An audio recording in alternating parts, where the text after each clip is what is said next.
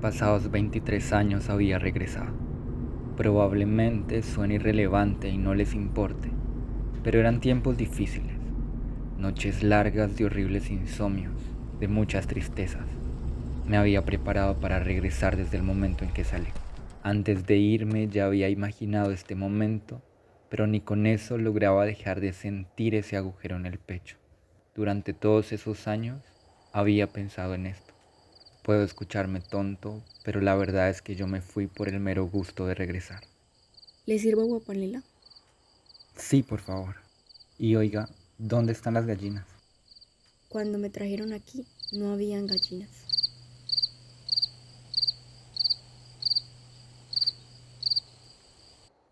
Le di unas cuantas vueltas a la casa, muy despacio, como quien llega a presenciar un desastre o una masacre, atónito, doliente, somnoliento. Solo encontré en mi recorrido a un cerdo enfermo y a dos perros que se resistían a irse. Muchas cosas daban ganas de salir corriendo. El árbol de guamas estaba seco, el cultivo de cacao se había extinguido casi por completo.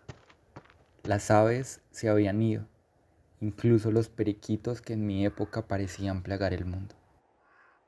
No he visto a mamá. ¿Dónde está ella? Murió junto a la montaña, con la montaña, seguramente de tristeza al ver que ni la maleza crecía. Y a las horas de haber llegado quería largarme otra vez lejos, pero sin la intención de regresar. Don Emiliano, el otro día unos hombres pintaron un letrero enorme en la pared de la escuela.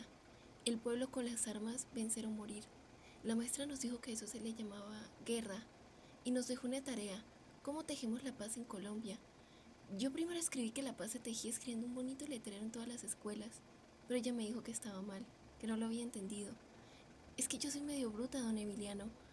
¿Podría, antes de irse, ayudarme? Claro que sí. Escriba bien esto que voy a decirle. Para entender la paz, primero hay que entender la guerra.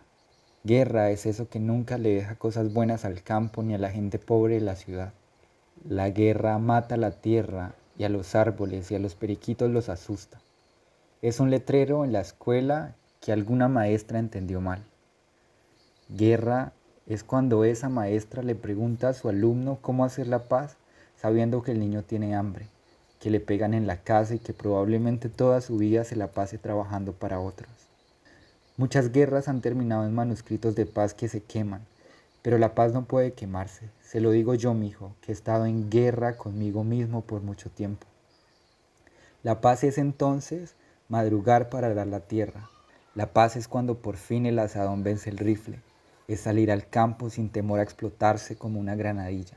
Es tener un poquito de chocolate en la cocina. La paz es el olvido de la pólvora. La paz es no tener miedo a quedarse en la finca de mamá, aunque a papá lo hayan matado en ese lugar. Dije. Entonces lloré escuchándome y me entendí. Fue como sucedió. Hice la paz. Me quedé trabajando la tierra hasta que la vi dar señales de vida, casi que a respiración boca a boca. La trabajé hasta que pude quitar el primer racimo de bananos, unos 19 años después. La trabajaré hasta hoy y ya no más. El lugar está apartado en la tumba de mis ancestros, de mis papás y mis hermanos.